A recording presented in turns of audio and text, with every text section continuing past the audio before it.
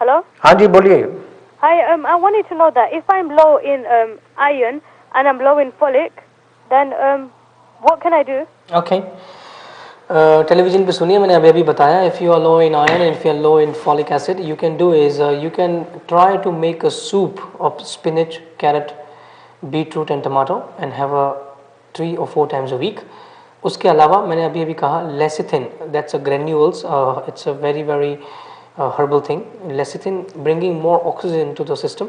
So once the more oxygen goes to the system, liver tries to make a lot of good red blood cells, iron and everything for the needed for the system. So you can try to take lecithin granules 1 tablespoon morning and evening with water or with milk. That will help you. Thank you. शुक्रिया।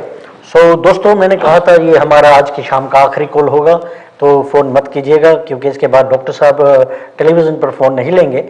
Show के बाद आपका phone वो ज़रूर attend करेंगे, वो यहीं पर है और उनके फीडबैक नंबर पे आप ज़रूर फ़ोन कीजिएगा जो लास्ट 5 मिनट में आएंगे। और आगे बढ़ने से पहले मैं इतना बता दूं, डॉक्टर साहब आपकी डिटेल बता देते हैं लोगों को कि आप 14-15 मई को वेम्बली में होने वाले हैं। बिल्कुल। उसके बाद 21 मई को आप कोवेंट्री में रहेंगे और 28 मई को आप लेस्टर में रहेंगे। तो अगर आप डॉक्टर साहब से बात करना चाहते हैं तो ये डेट याद रखिएगा, 14-15 तारीख मई को वेम्बली में, 21 मई को कवेंट्री में, 28 मई को लेस्टर में। और अगर आपको डॉक्टर साहब से बात करनी है तो शो के बाद आप फोन कर सकते हैं। और आइए जो टॉपिक आज हमने छेड़ा है हाई कोलेस्ट्रॉल और हार्ट अटैक का, उस टॉपिक के बारे में आगे बढ़ते हैं। और आगे बढ़ने से पहले मैं आपको ये भी बता दूं कि अगले हफ्ते जब डॉक्टर साहब आएंगे तो हम बात करेंगे हेयर लॉस्ट, यानी कि बालों की गिरावट। सर से बाल क्यों गिरते हैं, लोग गंजे कैसे हो जाते हैं।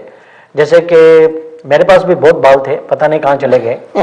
इनके बारे में डॉक्टर साहब बात करेंगे, तो ये अगले हफ्ते ये टॉपिक होगा।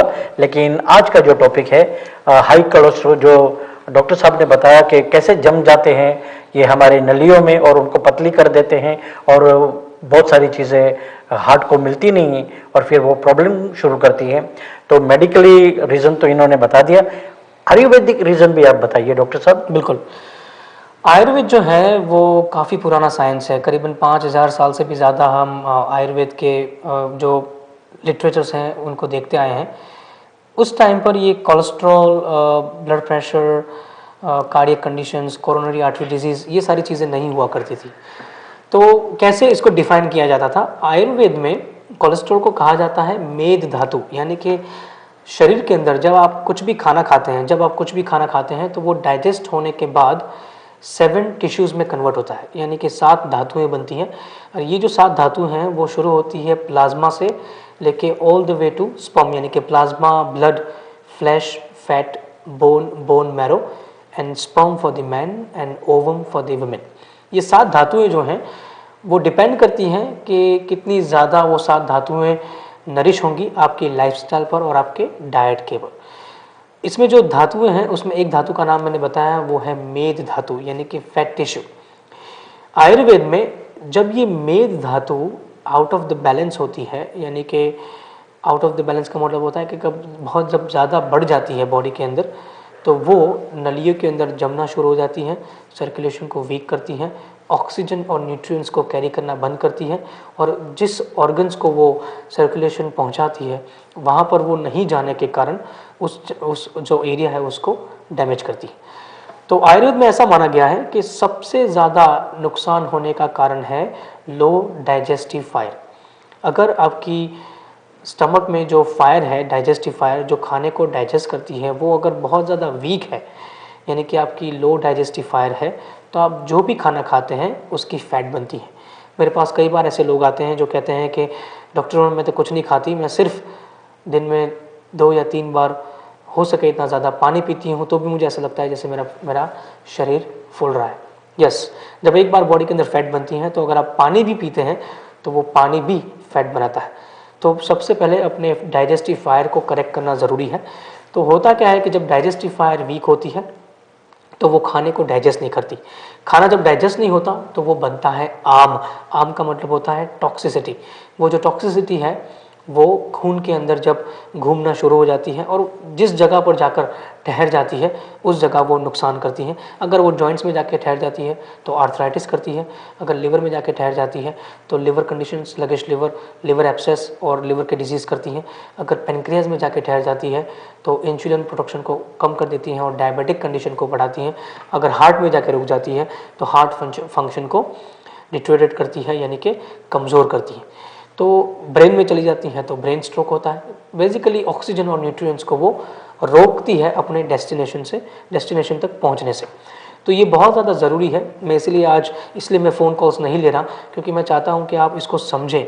ये बहुत ज़्यादा ज़रूरी है कि ये जो बीमारी है, heart condition, heart attack, high blood pressure या तो हाई कोलेस्ट्रॉल, ये हेरिडिटरी होने के अलावा 70% जो है वो आपकी लाइफस्टाइल पर डिपेंड करती है। और जैसे मैंने कहा कि आयुर्वेद में हम मानते हैं कि मेद धातु का बनने का कारण ही है कि आप अपने खाने के तौर तरीके, आपकी खाने की लाइफस्टाइल, उस चीज़ों का ध्यान नहीं रख रहे। धीरे धीरे करके आपकी जो डाइजेस्टिफायर है वो वीक हो जाती है या तो कम्प्लीटली फिनिश हो जाती है। जब फिनिश हो जाती है तो वो बहुत ही ज़्यादा नुकसान करती है आपके इंटरनल ऑर्गन्स को। जब ये सप्त धातु जो है, जो मैंने 7 धातुएं बताई, उसमें जब नरिशमेंट नहीं पहुंच पाती क्योंकि आप जो खाना खाते हैं वो डाइजेस्ट नहीं हो रहा, जब डाइजेस्ट नहीं हो रहा तो या तो वो एसिड बना रहा है या तो गैस बना रहा है बॉडी के अंदर, तो ये 7 धातुओं को नरिशमेंट नहीं मिलती।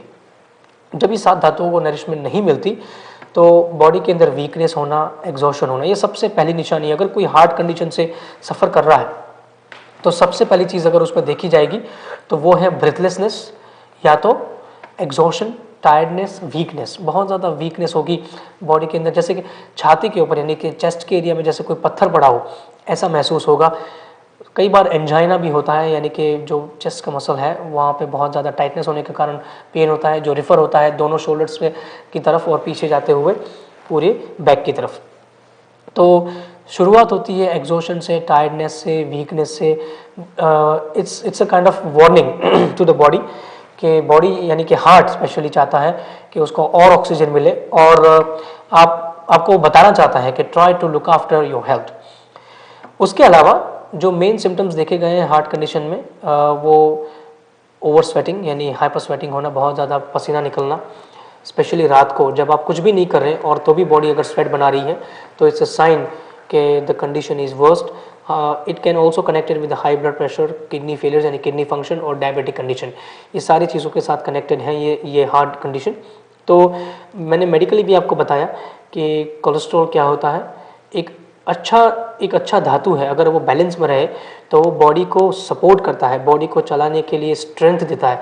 मेद धातु यानी कि fat tissue is design to strengthen the body. आपकी जो इम्यूनिटी है, आपकी जो रोग प्रतिकारक शक्ति है, आप जिसके ऊपर जी रहे हैं, डिजीज़ से फाइट कर रहे हैं, ये सारी चीज़ें फैट टिश्यू के कारण है।